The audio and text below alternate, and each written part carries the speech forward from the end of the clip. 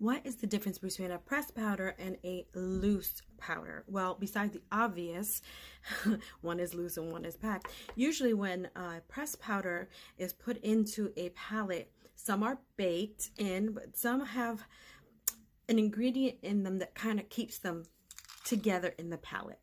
Well, I have been wondering why I've been using so many different loose powders, Revolution, Maybelline Fit Me. This is actually NYC. It's so old. I should just throw it out.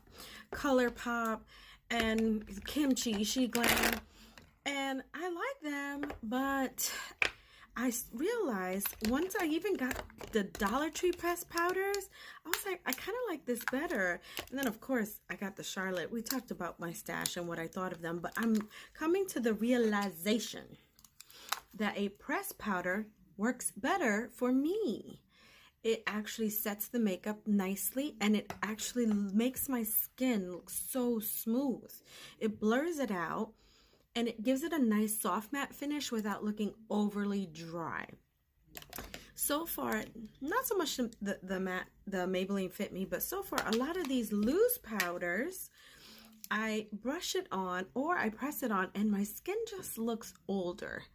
It's set, it might even be blurred, but it just looks older. Especially when I use a brush, and I just don't get it. So I was like, I kind of don't like this idea. And then I realized anytime I use a press, it just works better. So I would like to know from you, what are your faves? Are you more into press or loose, and why? And so I am realizing that like all these loose ones, yeah, I'll finish them maybe, because I've had this one for years. It's so hard to actually finish them. And this is 12 months. So that's expired. I did use it religiously for a long time. I mean, years.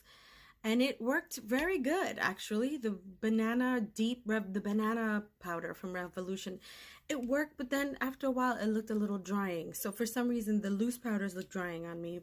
The pressed ones don't. So something about whatever they use to press it is more hydrating for my personal skin. And I've heard the opposite. Mature skin should not use pressed powder. But honestly, for me, it does work. Like, think about it. If you've ever gotten any palette and you, let's say eyeshadow or blush, and you drop it and it cracks, what do they say to do? Like, crack it all up, right? Press it in and then spray alcohol on it. It's some kind of liquid that will bind it. So whatever's binding the pressed powder is what's working for me and making my makeup look